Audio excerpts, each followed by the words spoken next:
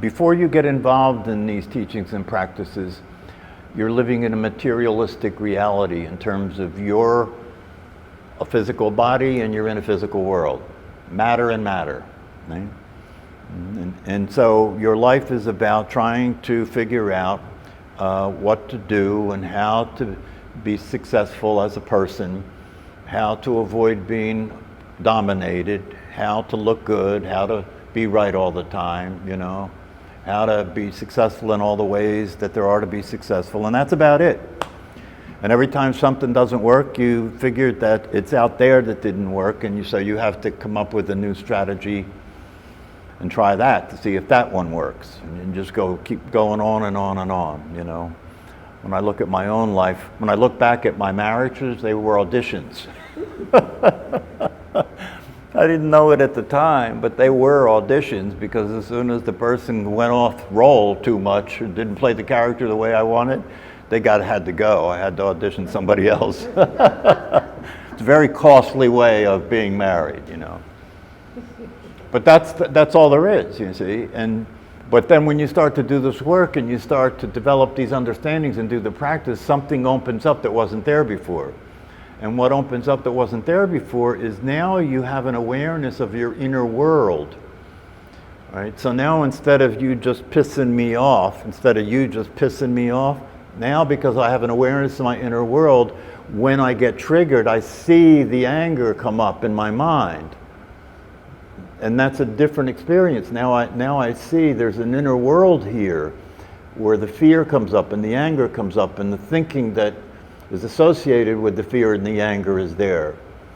It starts to become possible to understand a very important thing, and that is that the source of my suffering is not coming from out there, it's coming from here. The evidence is very clear, because if it was the case that the source of my upset and suffering was coming from out there, then whatever upset me would upset everybody else that's there. But that's obviously not true. It only upsets me. You're a unique upset operation. You have very specific triggers that upset you. You get very specific triggers that cause you to get afraid and angry, right? And that's different from everybody else. That's because you have a different mind. You have a different conditioning. And that's evidence that points to the truth, which is that the upset is in your mind. It's not coming from the world. The world is neutral. The world's not doing anything. The world's just being the world. It's your relationship to the world that has been missing until you do these practices and do this work. And so that changes. And once that changes, you have the possibility to start to experience the truth of what you are and the truth of what's actually happening. And then you can do the practices and you can start to practice coming into a balanced state, the mind and the body coming into a balanced state, and start to experience what it's like to exist that way and to experience a state of well-being. And that state of well-being is based on the idea that all I need to be happy, complete, satisfied, and fulfilled is to experience the baseline of my being. And the baseline of my being is I exist. How many people in this world are happy and content because they appreciate the fact that they exist? Not many. Most people think that's worthless. So what? You know, so what? So what? The miracle of my existence is a so what? What kind of life are you going to lead after that? Right? So these are the reasons why this is so important, because it's really a matter of waking up and seeing things as they are, so you don't have to continue to live in such a limited way, in which survival and being in control are more important than anything else. That's what I'm paying attention to all the time, survival and being in control. What a wonderful experience it is to discover that you don't have to live like that, that you can let that go. You don't have to be right. You can practice the 8 verses of training the mind when you wake up and realize the truth, because you realize you have nothing to lose by letting somebody else be right. You have nothing to lose. You have everything to gain by letting them be right, because that's the end of the conflict. It's as simple as that. It's so clear and so easy when you see it, right? It's so difficult and so complex when you don't see it and you're living in your head. The ego is powerless when you see it for what it is. It's nothing but a thought process. Has no power at all. Has no substance at all. Doesn't even exist. It's not even real. But when you identify yourself as it, it's very real. Because then, as the ego, you live the life of the ego. And that makes it very real to you. If somebody makes you wrong, you feel like you're going to die. That's an egotistical experience, right? So let me ask you a question. How many of you in the practice of meditation have experienced frustration? Frustration. Yeah. During meditation itself? Yeah. During meditation. Judgmental more than frustration, I guess it is. Judgmental. Well, that's frustrating, isn't it? Yeah, see, and the reason I'm asking you that is because if you don't think you've been experiencing frustration, you're lying about it. When you're sitting there meditating, right, see, the thing is, when you're sitting there meditating, you have a conceptual understanding of what this is, right? And so you sit there and you've heard about what this is, you've heard about what this has to offer, you heard about what it's like to be peaceful, happy, content. You've heard about that, so now I'm sitting in meditation waiting for that. Waiting for that. When's that going to happen? When am I going to get enlightened? I'm just sitting here, being restless. I'm just sitting here putting up with my crazy thoughts. That's frustrating. That's frustrating. And it's important for you to be clear that that's frustrating, and it's important for you to be clear that that's the experience you're having. You should be having that experience. That's what's going on. That has to be what's going on, because as a personality, you're always comparing what's happening to what should be happening. And you do that in meditation too, right? So you're going to keep at this, you're going to keep trying, you're going to keep coming back, and you're going to hope that someday, what's supposed to happen happens. And the longer you do this, and the harder you do this, and the more adjustments you make to this, and it doesn't happen, that's frustrating. Isn't it frustrating when you want something to happen and it's not happening? Isn't it frustrating when you know happiness is possible and you're not happy? Isn't it frustrating when you know contentment is possible and you're not content? Isn't it frustrating when you know that peace is available and you're not peaceful? That's frustrating, right? I'm doing the practice, I'm reading the books, I'm looking at the videos. What do you want from me? This is frustrating. But the phone rings and you have to start over again. And that's frustrating. Yeah. See, look, what is frustration? Whether you're practicing meditation or doing anything, frustration is you're comparing what you're experiencing to what you should be experiencing, and you're not experiencing that, and that's frustrating. And if you pay attention to your moment-to-moment existence as you go through your day, you'll notice you're in frustration all the time, right? Because if it's raining, it's frustrating. If it's too hot, it's frustrating. It's very, very seldom that it's not frustrating. When the weather's within that very small band, when it's not too hot, not too cold, sunny, that's not frustrating. How often is that the case, right? How often is it the case that what's happening in your life is exactly what you want it to be? How often? Never, right? And so you're frustrated, right? And so the frustration is purposeful. The frustration is what's supposed to be happening when you're sitting in meditation. And if you sit in that frustration long enough, at some point, and that's why it's important to know that you're frustrated, if you sit with that frustration long enough, at some point, you'll give up. You'll let go. You'll surrender, right? And then realize, see, this is it. This is enlightenment. When the time comes when you let go and you give up and you surrender, not that you have any control over that, by the way, right? But if you're sincere and you do the practice and you study the teachings, right, it'll come to you. You can't go to it, it'll come to you, right? And when it comes to you, when you have the experience that is, the experience that is very simple. And the experience that is what's happening is okay. Why? Because that's what's happening. How obvious does this have to be? If it's not okay, you're going to suffer because you're going to compare it to something else and it's not that, right? And then you're going to hold on to that, you're going to hang on to that, you're going to wait to see if you can get that to happen. Good luck. That'll never happen.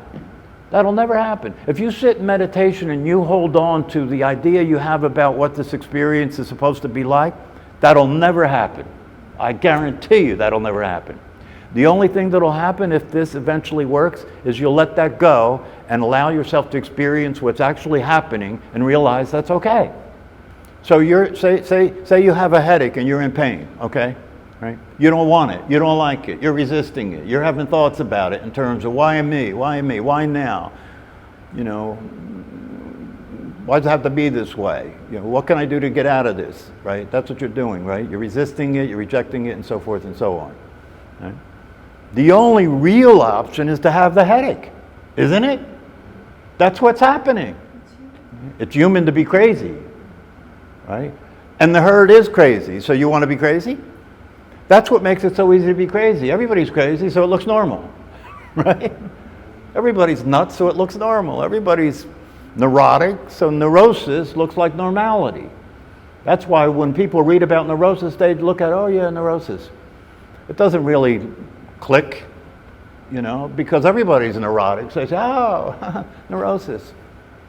Right? They don't realize a neurotic experience is suffering. A neurotic experience is suffering. And suffering is not inevitable. That's what this possibility is. Suffering is not inevitable. It is possible to be in this world and experience what's happening in this world out there and in here. It's possible to be in this world and experience what's happening in this world and in your mind about this world and have the whole thing be okay. Why? Because that's what's happening. That's why. And it's either you experience that, right? The only other option is to reject it, right? What are you going to do? Is it a matter of acceptance? Just accept? No, it's not a matter of acceptance. No. Because we can't change some... Yeah, see, that's the strategy that the personality comes up with, right? There's a problem with that, though, right? Because if you think it's a matter of acceptance, you've brought into play acceptance and rejection. Acceptance can't exist without rejection, right? Right? So if you're going to accept things, be prepared to reject things, because that's going to come up. When I don't accept it, I've rejected it, and then I suffer. Right? No, you don't have to do any of that. Right? If you experience the balanced state, which means if you experience your true nature, right? Your true nature does not accept or reject. It doesn't have to, because it's always just being with what's happening. It doesn't have to do anything with it. Right? It's natural. Natural means you don't have to do anything. It's natural. You're being natural. You're naturally experiencing life. You're naturally experiencing yourself. It's very important to understand that reality has two aspects to it. We emphasize the one that's missing for people when we do these teachings and practices, and that's the aspect of it that has to do with your true nature, which is awareness. Right? And that awareness is empty. Right? And as the Heart Sutra says, that emptiness is form. That emptiness is the personality. That emptiness is form, and that form is emptiness. It's the same thing. It's the same thing. Right? So reality has two aspects to it. The reality of the emptiness, the reality of my true nature, and the reality of my personality. They're both reality. They're both real. They're both reality. Right? That's why balance comes into play when you understand the teachings, because it's a matter... In the beginning, before you hear the teachings and do the practices, everything's lopsided. It's all personality, it's all material, it's all materialistic, right? Once you study the teachings and you understand the concepts, then the possibility of the experience of your true nature starts to exist. And once that starts to exist, the possibility for balance comes into existence as well. Right? And when there's a balance, it means that I am the awareness and I am the personality. You see? Emptiness is form, form is emptiness. I am the awareness and I am the personality. And when they're in balance, right, I can be in the world as the personality, but I'm not trying to survive, I'm not trying to be right, I'm not trying to be in control. That's the balance with my other side. And so then I can practice I can practice the 8 verses for training the mind, right? Because I know my true nature can't lose anything. I can't lose an argument. I can't look bad, right? Therefore, when that comes up and I'm with other people who don't know who they are, let them have it. Let them have it. You don't need it. You don't need to be right. You can let go. You know, when people read the 8 verses of the training of mind and they're not practiced enough, the first thing that occurs for them is, that's insane. They're telling me to let people who are, you know, abusing me get away with it. They're telling, that 8 verses of training of mind are telling me that people that are clearly wrong, I should let them get away with that. Right? That's the way the mind starts to react about that. Right? But that's because you don't understand the 8 verses. The 8 verses are the 8 verses of training the mind. Why are they training the mind? They're training the mind to let go of identifying with the personality and the conditioning. And if you don't identify with the personality and the conditioning, you don't have anybody to fight with. There is no conflict. You don't have any enemies. You know, every person on the planet is your family, you know, when you're awake. Right? And you don't have anybody to fight with. There's nothing to fight about. It's an interesting concept. The word karma literally means action. Action, yeah. And the understanding about karma, it has to do with the idea that if the world is a cause and effect operation, then your actions matter because they're going to be the cause and effect. Right? Another way of saying the same thing in our New Age world is what goes around comes around. You know, whatever you do will come back to you. Because you become a cause of an effect, and that effect becomes the cause of another effect, right? So it becomes important because you realize when you're awake that your actions matter. Why? Because if your actions are coming from a survival operation, you're going to be a troublemaker. You're going to create conflict. You're going to suffer. But if your actions are coming from a holistic place, from an awake place, right, where you understand you have nothing to gain and nothing to lose. Yeah. Your life is a matter of expressing your true nature. And when you express your true nature, you're in a state of well-being. And when you're in a state of well-being, you're happy, satisfied, content, and peaceful. What else do you want? Isn't that what you want? Yeah. If that's what you want, then you start to live a conscious life in which you can be aware of what's going on in your mind and going on in the world, right? So you can start to get a balance there, you know, between what's going on in your mind and going on in the world. That's why one of the ways to think about this practice when you're sitting in meditation is to think about it in terms of I'm sitting here to experience balance. To just let go, because balance is the natural state, right? So it's not something you have to do to experience. It's something that you have to stop doing to experience.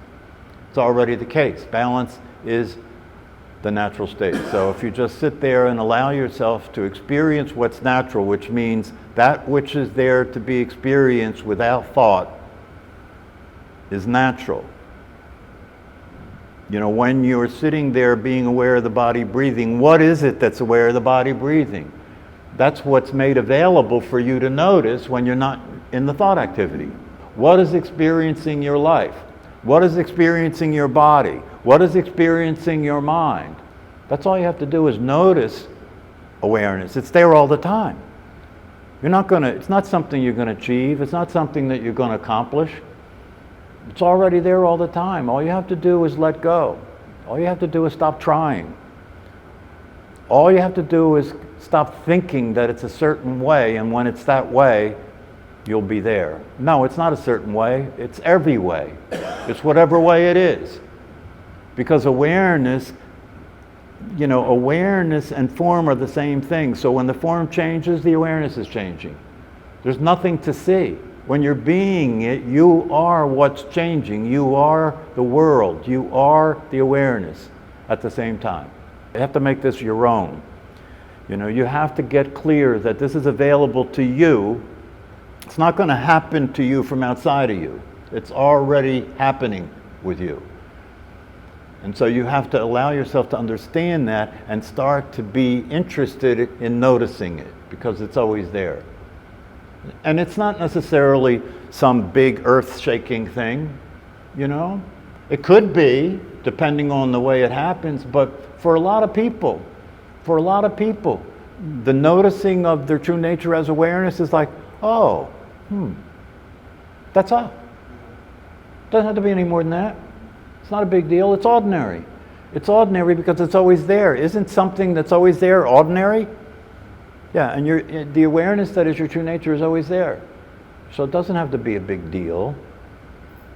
What's a big deal is once you notice it, right, to continue to experience that gives you a different life.